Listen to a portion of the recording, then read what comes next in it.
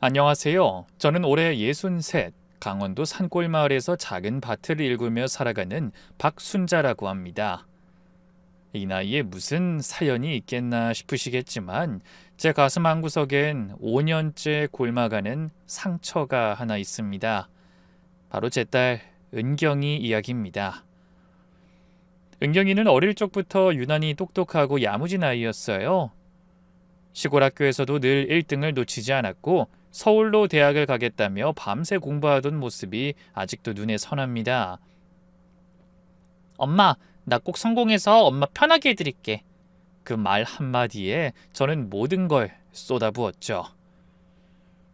남편이 일찍 세상을 떠난 뒤로 저 혼자 은경이와 아들 둘을 키우느라 참 고생도 많이 했습니다. 새벽부터 밭에 나가 일하고 장에 나가 나물 팔고 그렇게 번 돈으로 아이들 학비를 대느라 제 입에는 늘 찬밥만 들어갔죠. 하지만 힘든 줄 몰랐어요. 아이들이 잘 자라주는 것만으로도 행복했으니까요. 은경이가 서울 명문대에 합격했을 때 온 동네가 떠들썩했습니다. 순자야, 네가 고생한 보람이 있구나. 아우, 우리 동네에서 서울 명문대 간 건 은경이가 처음이야. 저도 그날만큼은 펑펑 울었어요. 기쁨의 눈물이었죠. 대학 졸업 후 은경이는 대기업에 취직했습니다. 22살에 당찬 사회인이 된 거죠. 그리고 3년 뒤 25이 되던 해 지금의 사위를 만났습니다. 처음 사위를 데리고 왔을 때가 아직도 생생해요. 엄마, 이 사람이에요. 우리 회사와 거래하는 기업 전부님이에요. 말끔한 양복에 반듯한 인상, 예의도 바르고 성실해 보였죠. 무엇보다 은경이를 바라보는 눈빛이 참 따뜻했어요. 어머님, 은경이를 평생 행복하게 하겠습니다. 그 말에 저는 안심했습니다. 우리 딸이 좋은 사람을 만났구나. 이제 고생 끝이구나 싶었죠. 아니, 그런데 세상에 이 반듯한 총각이 회장님 아들이라는 겁니다. 이 전무라는 직급이 뭐하는 사람인지도 몰랐다가 회사 주인한테 시집을 간다니 막 가슴이 벌렁벌렁했죠.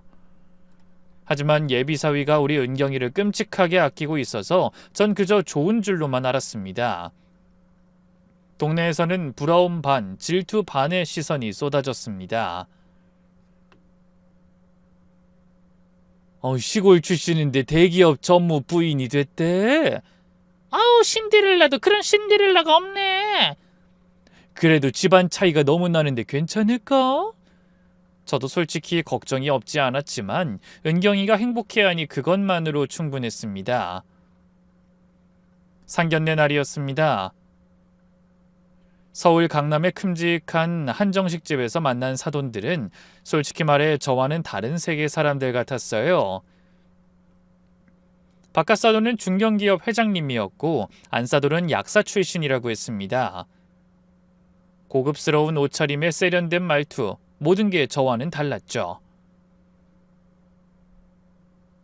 은경씨가 참 똑똑하다고 들었어요. 시골에서 자랐는데도 대단하네요. 안사돈의 그 말에 순간 가슴이 철렁했지만 웃으며 넘겼습니다.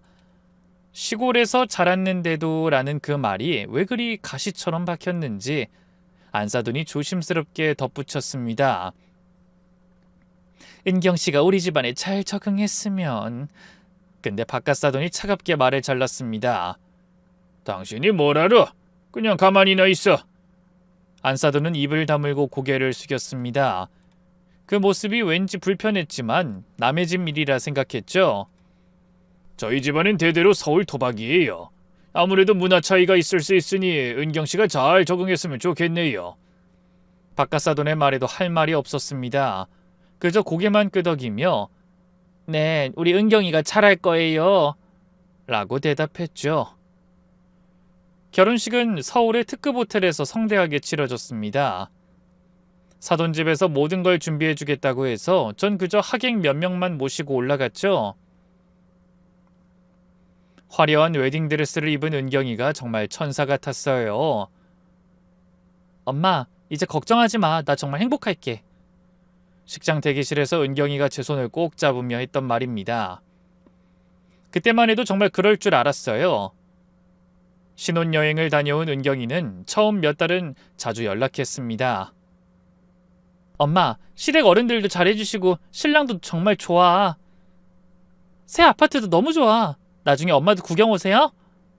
하지만 시간이 지날수록 연락이 뜸해졌어요. 처음엔 일이 바빠서 그런가 했죠. 대기업 다니면서 전무 부인 역할까지 하려니 얼마나 바쁘겠어요. 명절에도 은경이는 오지 못했습니다. 엄마 미안해. 시댁에 먼저 가야 해서 다음에 꼭 갈게. 그 다음이 언젠지도 모른 채 전 그저 기다렸습니다. 결혼 2년 차에 은경이가 임신했다는 소식을 들었습니다. 너무 기뻐서 당장이라도 달려가고 싶었지만 은경이가 말렸어요. 엄마, 지금은 좀 입덧이 심해서 힘들어. 좀 나아지면 연락할게. 근데 이상했어요. 출산했다는 연락도 한참 뒤에 왔고 아이 얼굴 한번 보여주지 않았습니다. 100일 잔치, 돌잔치 때도 저는 초대받지 못했어요. 시댁에서만 조촐하게 했어. 엄마한텐 나중에 따로 보여줄게. 그 나중도 오지 않았습니다. 그렇게 3년이 더 흘렀습니다. 총 5년. 동네 사람들이 물어올 때마다 저는 점점 할 말이 없어졌어요. 순자야, 은경인 잘 지내니? 손주는 봤어? 잘 지냈지. 바빠서 못 오는 거야. 거짓말이 들어갈수록 가슴이 더 아팠습니다. 밤마다 은경이 어릴 적 사진을 꺼내보며 울었어요. 도대체 무슨 일이 있는 걸까? 왜 엄마를 이렇게 피하는 걸까? 5년이 되던 해, 저는 더 이상 참을 수 없었습니다. 은경이 생일날 미역국이라도 끓여주고 싶어서 무작정 서울로 올라갔어요. 시댁 주소는 청첩장에 있던 걸 간직하고 있었죠. 강남의 으리으리한 단독주택 앞에 섰을 때 다리가 후들거렸습니다. 초인종을 누르니 인터폰으로 안 싸던 목소리가 들렸어요. 누구세요? 저 은경이 엄마입니다. 한참의 침묵 끝에 대문이 열렸습니다. 안사돈은 차가운 표정으로 저를 맞았어요. 무슨 일이세요? 은경이가 보고 싶어서 오늘 생일이라 지금은 안 돼요. 네? 은경이가 지금은 친정엄마를 보기 싫다고 했어요. 그 말에 하늘이 무너지는 것 같았습니다. 보기 싫다니? 내 딸이 날 보기 싫다고? 무슨 일이 있었나요? 제가 뭘 잘못했나요? 그건 은경이한테 직접 들으세요. 저흰 더 이상 할 말 없습니다. 그렇게 문전박대를 당하고 돌아서는데 2층 창문에서 누군가 커튼을 살짝 젖히는 게 보였어요. 은경이었을까요? 전 한참을 그 자리에 서서 올려다봤지만 커튼은 다시 닫혔습니다. 그날부터 저는 사돈집 근처 찜질방에서 머물며 3일간 집 앞을 서성였습니다. 언제 은경이가 나올지 모르니까요. 혹시라도 마주치면 왜 엄마를 피하는지 물어보고 싶었어요. 첫째 날은 아무도 나오지 않았습니다. 둘째 날, 바깥사돈이 출근하는 모습을 봤지만 저를 못 본 척하고 지나갔어요. 셋째 날 오후, 드디어 기다리던 순간이 왔습니다. 은경이가 유모차를 밀고 나왔어요. 5년 만에 보는 내 딸. 하지만 그 모습에 저는 그만 무릎을 꿇고 말았습니다. 유모차를 밀고 나온 은경이의 모습은 제가 기억하던 제 딸이 아니었습니다. 한때 윤기나던 긴 머리는 부스스하게 짧게 잘려 있었고 화사하던 얼굴은 헬쑥하게 야위어 있었어요. 무엇보다 충격적인 건 은경이의 왼쪽 눈가에 선명하게 남은 시퍼런 멍자국이었습니다. 은경아, 제 목소리가 들렸는지 은경이가 고개를 들었습니다. 그리고 저를 보는 순간 얼굴이 하얗게 질렸어요. 엄마? 은경이는 급하게 주위를 둘러보더니 저를 건물 뒤편 골목으로 끌고 갔습니다. 유모차에는 예쁜 아이가 곤히 잠들어 있었어요. 제 손자였겠죠? 엄마 여기 왜 왔어? 누가 오라고 했어? 은경이의 목소리는 떨리고 있었습니다. 공포에 질린 것 같은 그 눈빛에 제 가슴이 찢어졌어요. 은경아, 5년이야. 5년. 엄마가 너 얼굴 한번 못 봤는데. 엄마 제발 그냥 가. 나중에 연락할게. 너 그 멍은 뭐니? 누가 때렸니? 제 물음에 은경이는 황급히 손으로 얼굴을 가렸습니다. 아니야, 그냥 넘어져서 그런 거야. 은경아, 엄마한테 거짓말하지 마. 도대체 무슨 일이야? 그때였습니다. 은경이의 휴대폰이 요란하게 울렸고 화면에 뜬 이름은 시어머니였습니다. 은경이의 손이 덜덜 떨렸죠. 네, 어머님. 지금 막 산책 나왔어요. 네, 금방 들어갈게요. 전화를 끊은 은경이가 절 보며 애원하듯 말했습니다. 엄마, 제발 부탁이야. 지금은 그냥 가줘. 나 괜찮아. 뭐가 괜찮아? 너 지금 이게 괜찮아 보여? 엄마가 여기 있는 거 알면 안 돼. 제발. 은경이는 울먹이며 유모차를 돌렸습니다. 저는 딸의 팔을 붙잡았어요.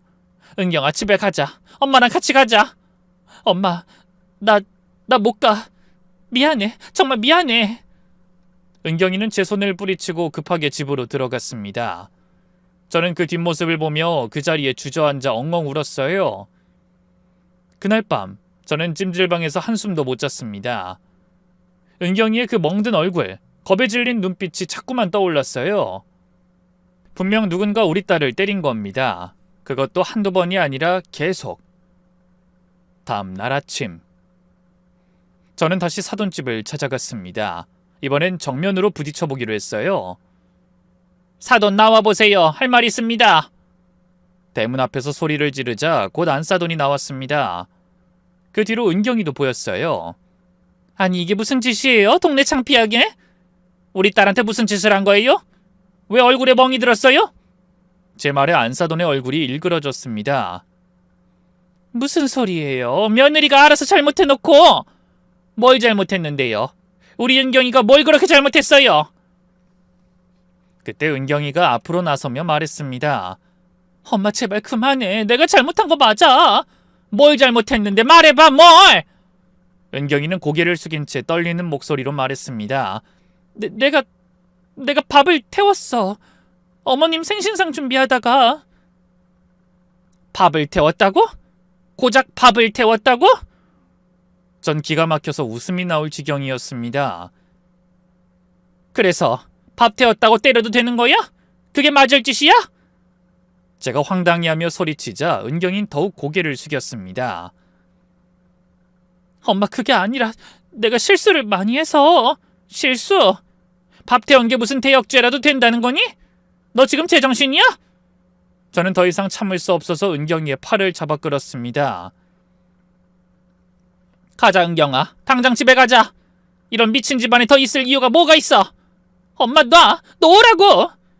은경이가 제 손을 뿌리치며 소리쳤습니다. 제발 가! 엄마, 제발 가라고! 나 때문에 이러지 마! 은경이의 그 절규하는 모습에 순간 정적이 흘렀습니다. 안사돈이 날카로운 목소리로 말했어요.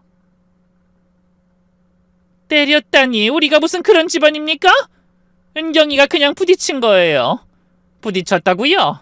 그럼 왜 우리 애가 5년간 친정에 못 왔어요? 제가 따지자 이번엔 바깥 사돈이 나왔습니다.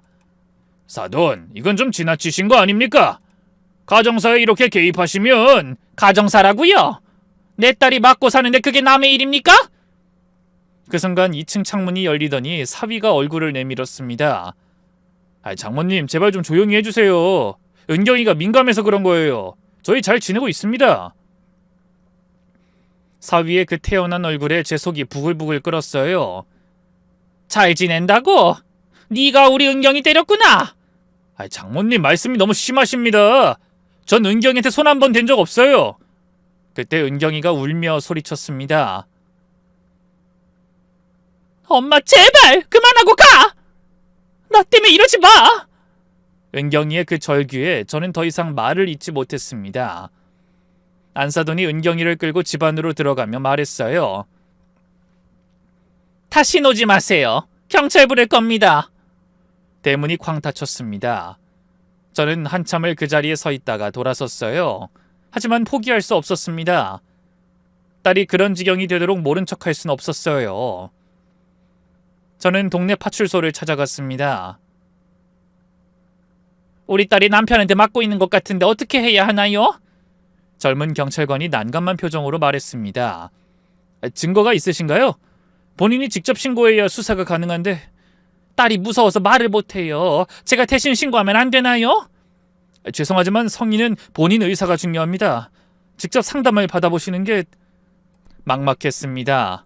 은경이가 입을 열지 않는 한 제가 할 수 있는 게 없다니. 그날 밤 찜질방에서 전화가 왔습니다. 모르는 번호였는데 받아보니 은경이었어요. 엄마 미안해. 은경아, 너 지금 어디니? 엄마, 나 괜찮아. 정말이야. 그러니까 제발. 은경이의 목소리는 울먹이고 있었습니다. 은경아, 엄마가 도와줄게. 그 집에서 나와, 응? 엄마, 그럴 수 없어. 아이가 있잖아. 아이는 데리고 나오면 돼. 엄마가 다 키워줄게. 안 돼. 법적으로 양육권은 아빠한테 가. 난 아무것도 없어. 은경이의 말에 가슴이 미어졌습니다. 그럼 계속 맞고 살 거야? 그게 네 인생이야? 엄마, 나 때문에 고생하지 마. 나 알아서 할게. 뭘 알아서 해? 5년을 그렇게 살았잖아. 그때 전화 너머로 누군가 부르는 소리가 들렸습니다. 은경아, 누구랑 통화해? 사위 목소리였습니다. 은경이가 다급하게 말했어요. 회사 동료야. 끊을게. 전화가 또 끊겼습니다. 저는 전화기를 든 채 한참을 울었어요. 다음 날 저는 은경이 대학 동기라는 아이를 수소문에서 만났습니다. 혹시 은경이에 대해 아는 게 있을까 해서요. 아줌마, 은경이 결혼하고 많이 달라졌어요. 어떻게 달라졌는데? 처음엔 행복해 보였는데 점점 연락도 안 되고 만나자고 해도 못 나온다고. 그 아이는 조심스럽게 말을 이었습니다. 한 번은 우연히 마트에서 만났는데 은경이가 선글라스를 쓰고 있더라고요. 실내에서요. 그리고 말할 때 입술이 부어있는 것 같았어요. 제 의심이 확신으로 바뀌었습니다.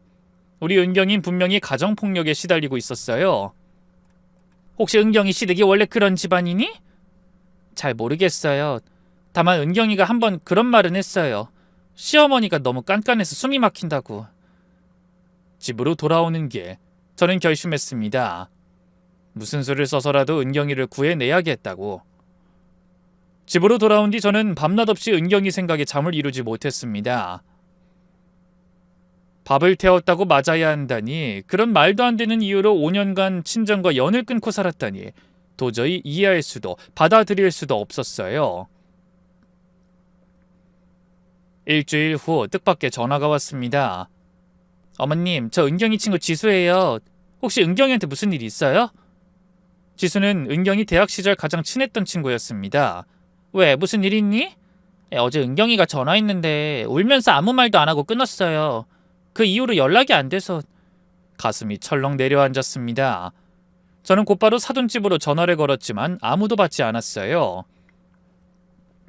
불안한 마음에 다시 서울로 올라갔습니다. 사돈집 앞에 도착했을 때는 이미 해가 저물고 있었어요. 집안에는 불이 켜져 있었지만 초인종을 눌러도 아무 대답이 없었습니다. 은경아, 엄마야! 은경아! 한참을 부르다 옆집 아주머니가 나왔습니다. 무슨 일이세요? 저 여기 사는 은경이 엄마인데요. 딸이 안 보여서요. 아, 며칠 전에 구급차 왔었어요. 젊은 여자분이 실려갔던데. 구급차라니. 온몸에 소름이 돋았습니다. 어느 병원인지 아세요? 글쎄요, 아마 근처 대학병원일 거예요. 저는 정신없이 병원을 찾아다녔습니다.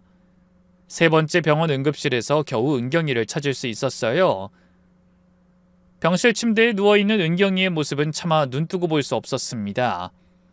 온몸이 붕대로 감겨 있었고 얼굴은 퉁퉁 부어 있었어요. 갈비뼈 2개가 부러졌고 내장 파열로 응급수술까지 받았다고 했습니다. 은경아! 은경아! 제가 흐느끼며 딸의 손을 잡자 은경이가 힘겹게 눈을 떴습니다. 엄마, 그래 엄마야, 엄마 여기 있어. 미안해. 은경이는 또 눈물을 흘렸습니다.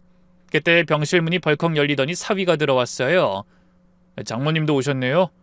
그 뻔뻔한 얼굴을 보는 순간 제 안에 무언가가 폭발했습니다. 이 나쁜 놈! 네가 우리 은경을 이렇게 만들었구나! 제가 사위의 멱살을 잡자 그는 오히려 비웃듯 말했습니다. 장모님 진정하세요. 은경이가 계단에서 굴렀어요. 제가 때린 게 아니에요. 계단에서 굴렀다고? 갈비뼈가 부러지고 내장이 파열될 정도로?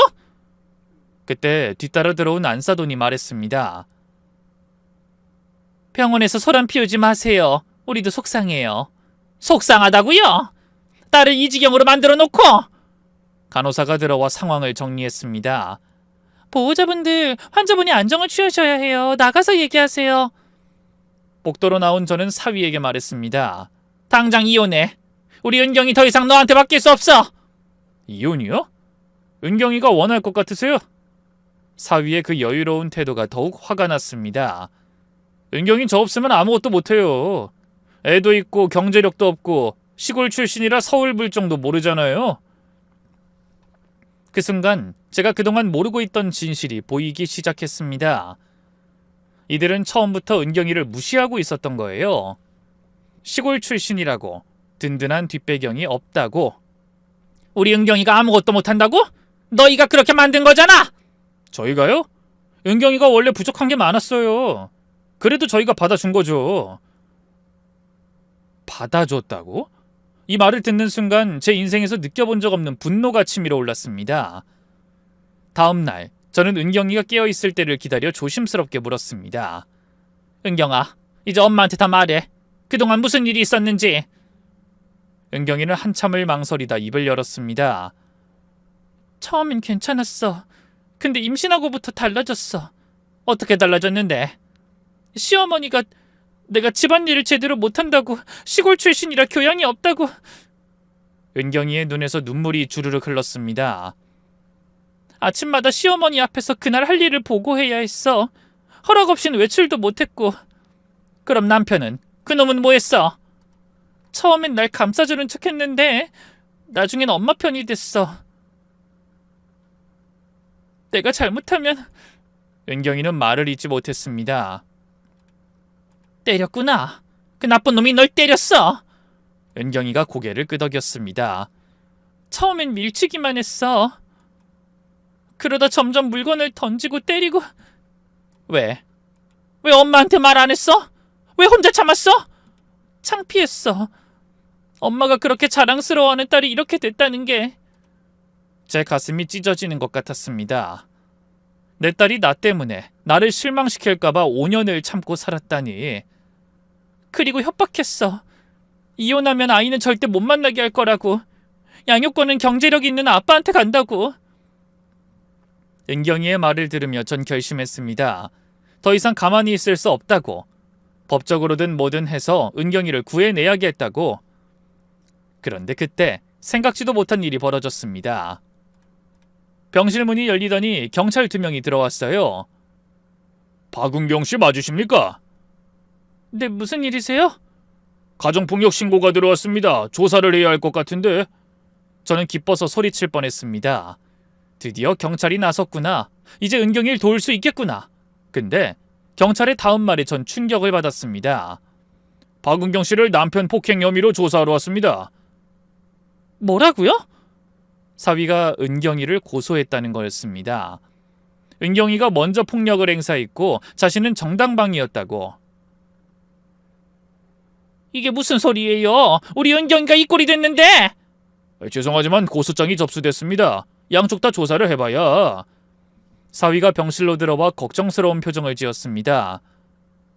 은경아, 내가 이러고 싶진 않았는데 네가 먼저 칼 들었잖아. 칼? 무슨 칼? 은경이가 절망적인 표정으로 말했습니다. 부엌 칼을 나를 지키려고 들었을 뿐이에요. 때리려고 든 게 아니라. 이 상황이 믿기지 않았습니다. 맞고 살던 피해자가 가해자로 몰리다니. 어머님도 보셨죠? 은경이가 정신이 온전치 않아요. 치료가 필요해요. 안사돈이 들어와 한마디 거들었습니다. 마치 은경이를 정신병자 취급하는 거였어요. 우리 은경이가 미쳤다고요? 그렇지 않고서야 멀쩡한 사람이 칼을 들겠어요? 우리 아들도 무서워서. 그들의 계획이 보였습니다.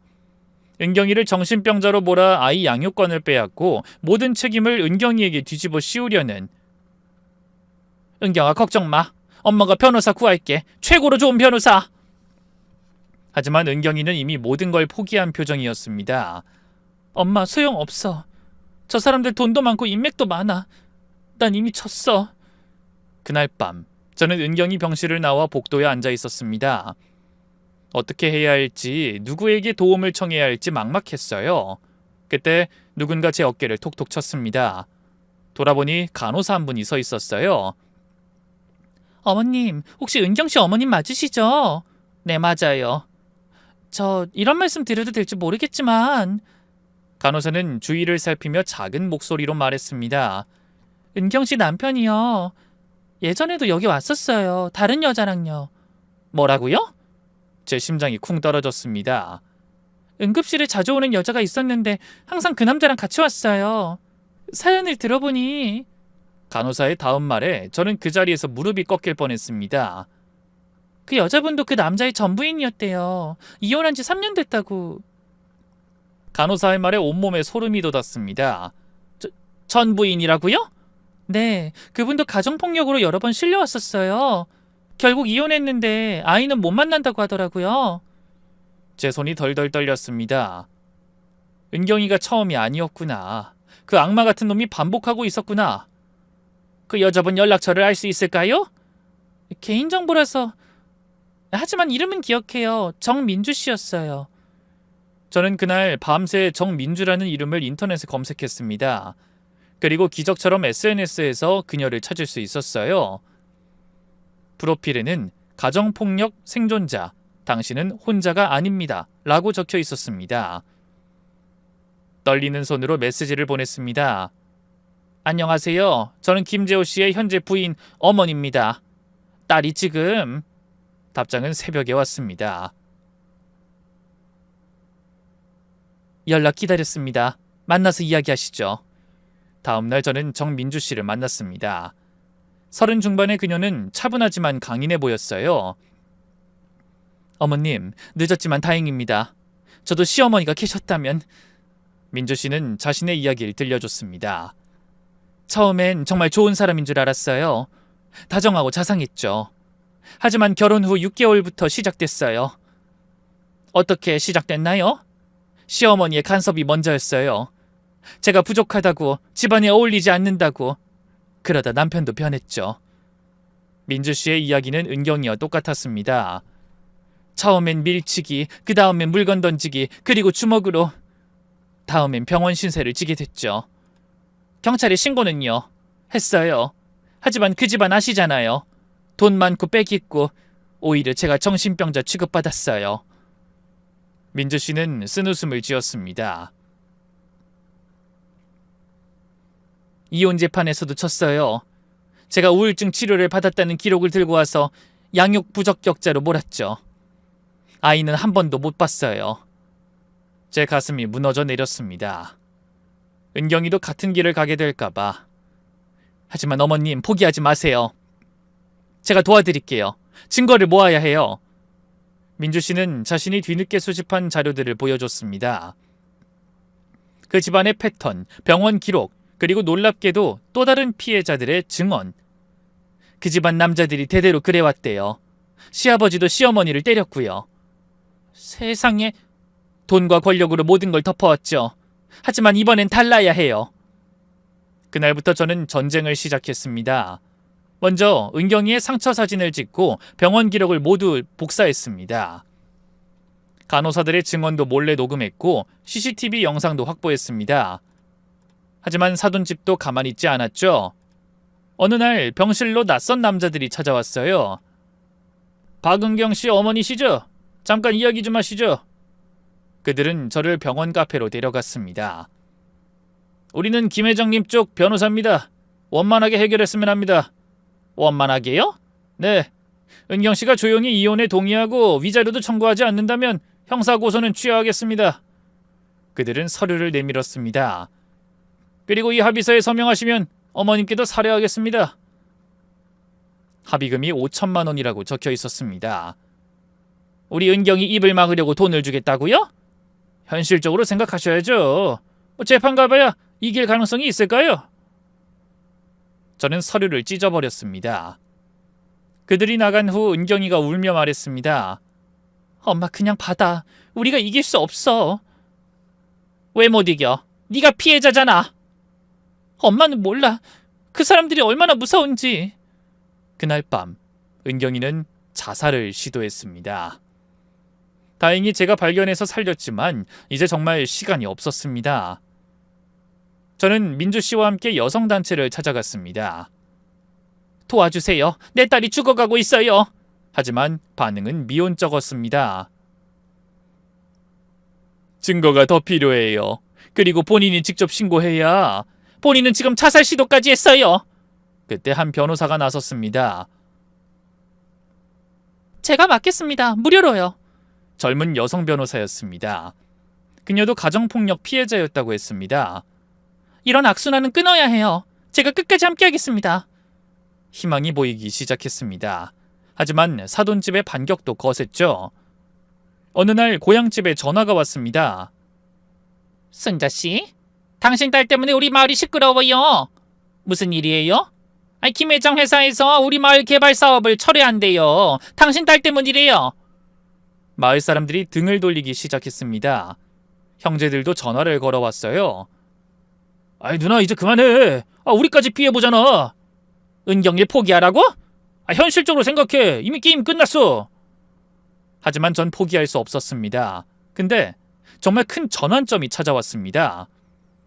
병원에서 은경이를 담당하던 의사가 절 불렀어요. 어머님, 은경씨 몸에서 이상한 걸 발견했습니다. 뭘요? 오래된 골절 흔적들이에요. 적어도 20군데 이상. 이건 지속적인 폭행의 증거입니다. 그리고 더 충격적인 사실이 밝혀졌습니다. 특히 이 두개골 골절은 최소 2년 전 것으로 보입니다. 이 정도면 당시 생명이 위험했을 텐데. 2년 전 은경이가 갑자기 연락이 두절됐던 그때였습니다. 의사는 조용히 말했습니다. 제가 법원에 증언하겠습니다. 이건 명백한 살인미수예요. 드디어 확실한 증거를 잡은 거였습니다. 변호사와 함께 경찰서를 찾아갔습니다. 이번엔 제대로 된 고소장을 접수했어요. 지속적인 가정폭력, 살인미수, 감금, 협박. 하지만 사돈집도 만만치 않았습니다. 그런데 그때 예상치 못한 도움의 손길이 왔습니다. 저도 피해자입니다. 바깥사돈의 비서직원이었어요. 김전무랑 회장님이 저도 수시로 때렸어요. 회사에서요. 그녀의 녹음 파일을 건넸습니다. 거기엔 사위의 폭언과 폭행 소리가 고스란히 담겨 있었어요. 다른 피해자들도 있어요. 다들 무서워서 말 못했지만. 진실의 벽이 무너지기 시작했습니다. 회사 여직원의 증언이 시작되자 예상치 못한 일이 벌어졌습니다. 숨어있던 피해자들이 하나둘 나타나기 시작한 거예요. 저도 김전무에게 성희롱 당했습니다. 전 구타를 당했어요. 하지만 회사에서 시시했죠. 회장 일가가 다 그래요. 대대로. 증거들이 쌓였고 저는 이 내용을 모두 정리한 다음 복사해서 사돈집에 보냈어요. 겁을 주기 위함이었죠. 그제서야 그 사람들이 반응을 보이더군요. 어느 날 새벽 제 휴대폰이 울렸어요. 여보세요? 저 김 회장입니다. 급히 뵙고 싶습니다. 바깥사돈의 목소리는 떨리고 있었습니다. 1시간 후 병원 근처 호텔 스위트룸에서 만났어요. 바깥사돈은 깊이 고개를 숙였습니다. 모든 조건을 들어드리겠습니다. 제발 언론에만은 알리지 말아주십시오. 이제 와서요? 회사가 망하면 수천 명이 길거리에 나앉습니다. 제발 무엇이든 하겠습니다. 그는 서류를 꺼냈습니다. 합의금 30억. 제 눈을 의심했어요. 이게 다가 아닙니다. 은경씨가 원하는 건 무엇이든. 우리 은경이만요? 제가 차갑게 묻자 그가 움찔했습니다. 그동안 피해 입은 모든 여성들은요? 전 부인 민주씨, 회사 직원들. 그것까지요? 네. 모두에게 정당한 보상과 진심 어린 사과, 그게 제 조건입니다. 바깥사돈의 얼굴이 창백해졌습니다. 하지만 다른 선택지는 없었겠죠. 알겠습니다. 모두 책임지겠습니다. 합의 조건은 이랬습니다. 첫째, 제 딸 은경이에게 위자료 30억과 양육권 넘기기. 둘째, 민주씨에게도 20억 보상과 자녀 면접권 약속하기. 셋째, 피해를 입은 직원들에게 각각 3억씩 보상. 넷째, 폭력을 휘두른 이 집안 남자들 모두 치료를 받을 것. 박가사돈이 고개를 끄덕이며 급하게 메모했습니다. 그리고 한 가지 더. 네, 말씀하십시오. 가해자가 무릎을 꿇고 사과하는 인증사진을 피해자에게 줄 것. 순간 박가사돈의 얼굴이 굳었습니다. 가해자요? 네. 회장님하고 김 전무가 무릎을 꿇어야죠. 그건 좀... 왜요? 진심으로 사과한다면서요? 이 사진을 나중에 악용하면... 그가 말끝을 흐리자 제가 차갑게 물었습니다. 그럼 재판으로 넘길까요? 언론에 다 공개하고? 박가사돈, 아니 김 회장은 화들짝 놀라며 손사래를 쳤습니다. 아닙니다. 하겠습니다. 뭐든 시키시는 대로 하겠습니다. 그의 태도가 180도 바뀌었습니다. 비굴하게 굽신거리며 간청했죠. 제발 회사만은 살려주십시오. 이 사진이든 뭐든 다 하겠습니다. 일주일 후 약속은 지켜졌습니다. 첫 번째 사진이 도착했습니다. 사위와 김 회장이 은경이 앞에 무릎 꿇고 이마를 바닥에 대고 있는 모습. 은경이는 담담한 표정으로 서 있었죠. 두 번째는 민주 씨에게서 온 사진. 역시 사위가 무릎 꿇고 있었고 민주 씨는 눈물을 흘리고 있었습니다. 어머님 정말 감사합니다. 10년 만에 받는 사과예요.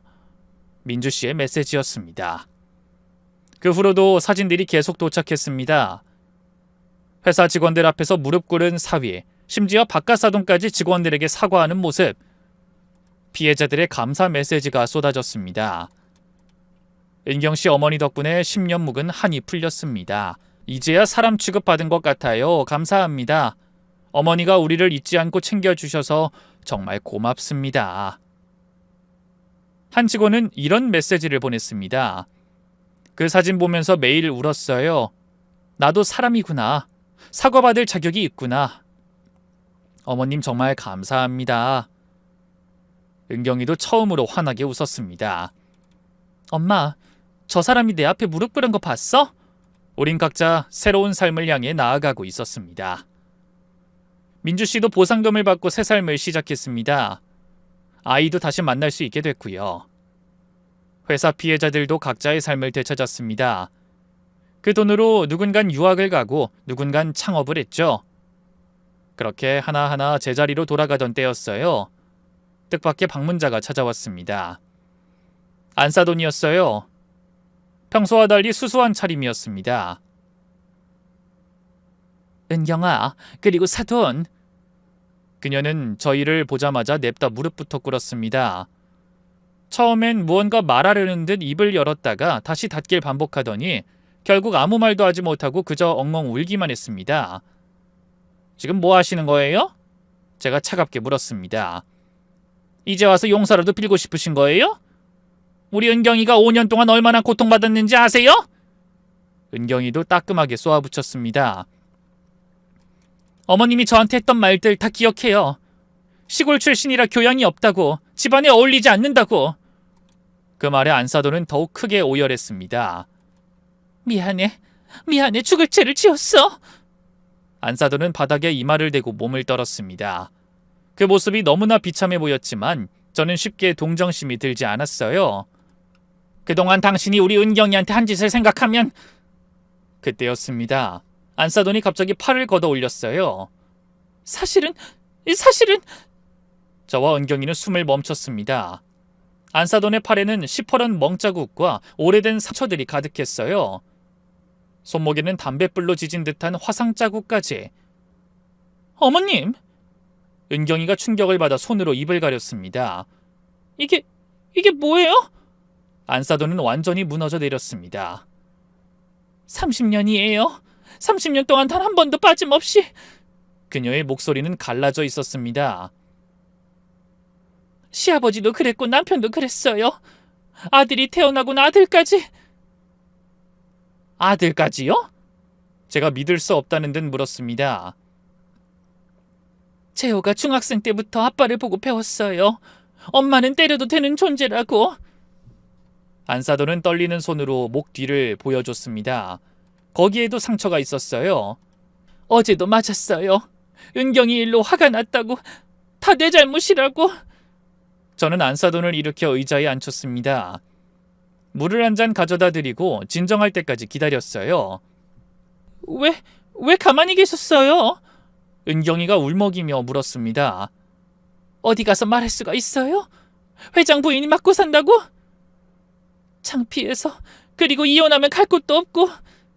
안사돈의 말에 은경이가 제 손을 잡았습니다. 엄마, 어머니를 도와드려야 해요. 은경아, 어머니도 피해자예요. 우리가 받은 것보다 더 오래, 더 많이. 저는 망설였습니다. 이 사람이 은경이에게 했던 일들을 생각하면 용서가 쉽지 않았어요. 엄마, 제발. 어머님이 저한테 못되게 굴었던 것도 다 배운 거였어요. 30년을 그렇게 살았으면. 은경이의 간절한 눈빛에 저는 결국 고개를 끄덕였습니다. 알았어, 도와드릴게. 안사돈은 고개를 들어 저희를 바라봤습니다. 눈에는 희망과 두려움이 섞여 있었어요. 정말 절 도와주신다고요? 네. 하지만 어머님도 각오하셔야 해요. 이혼은 쉽지 않을 거예요. 알아요.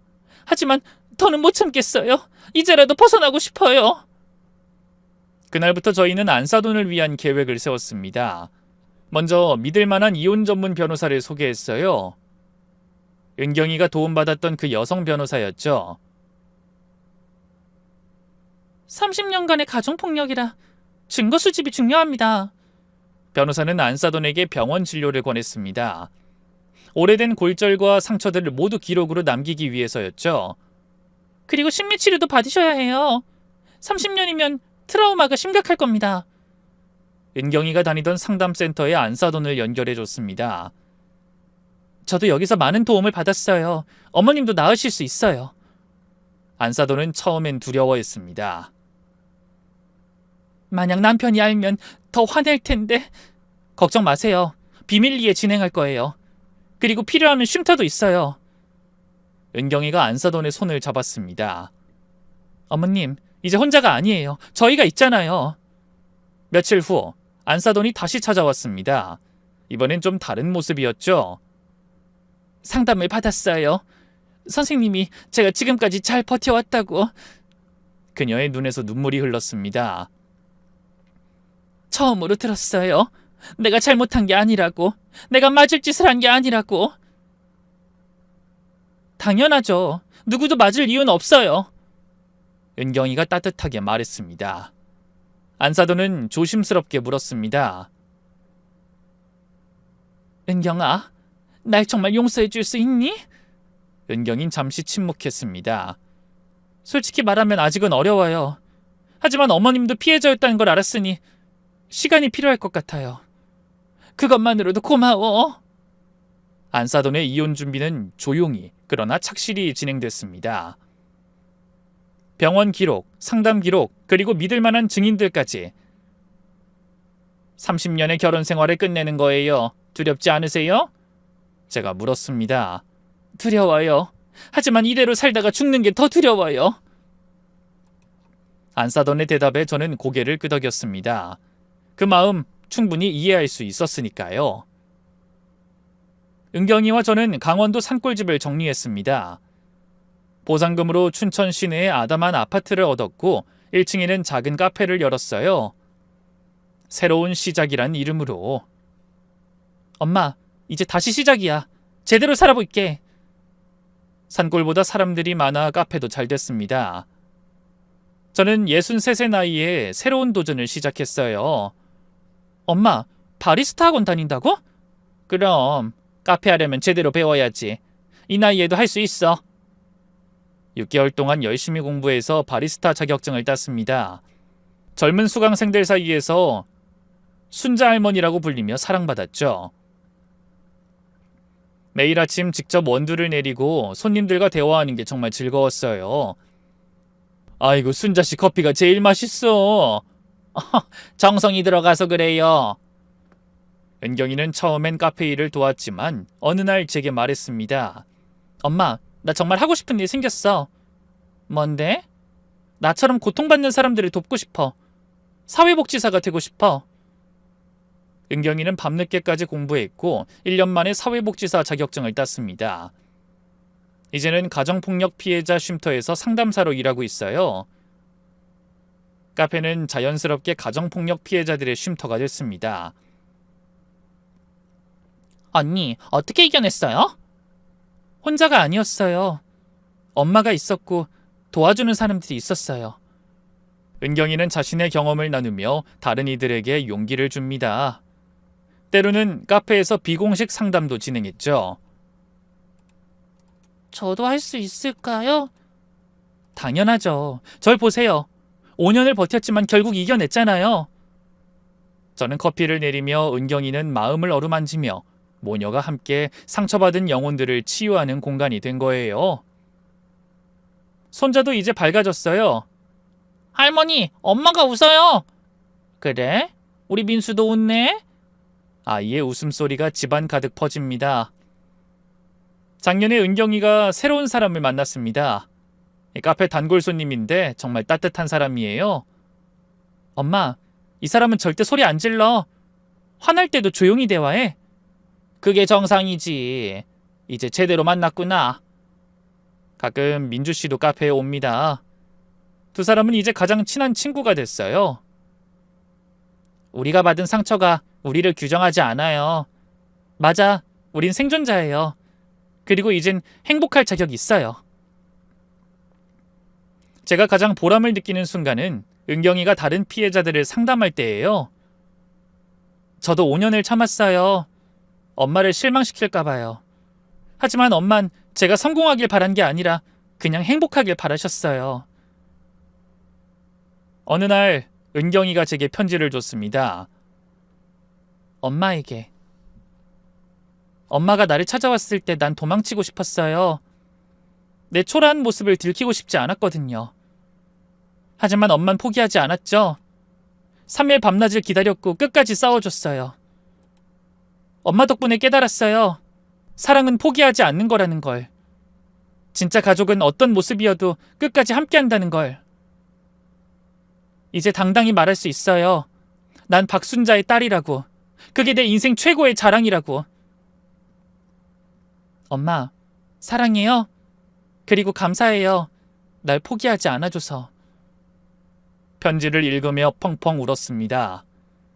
5년의 기다림이 헛되지 않았구나 싶어서요. 오늘도 은경이네 카페는 북적입니다. 커피 향기와 함께 희망이 퍼지는 곳. 엄마, 오늘 손님이 진짜 많아. 그래? 우리 은경이가 커피를 잘 내리니까 그렇지. 평범한 일상의 대화. 하지만 우리에겐 기적 같은 순간들입니다. 가끔 과거를 떠올릴 때가 있어요. 문전박대당하고 3일을 기다리던 그때. 포기했다면 어땠을까? 아찔합니다. 하지만 포기하지 않아서 지금 이 행복이 있는 거겠죠? 제가 배운 건 이겁니다. 자식이 연락을 피한다면 그건 도움을 요청하는 신호일 수 있다고. 체면이고 뭐고 다 필요 없어요. 자식이 위험하다면 엄마는 뭐든 해야 합니다. 이런 소소한 행복, 5년 만에 되찾은 일상. 앞으로도 힘든 날이 있겠지만 이젠 두렵지 않습니다. 우리에겐 서로가 있으니까요.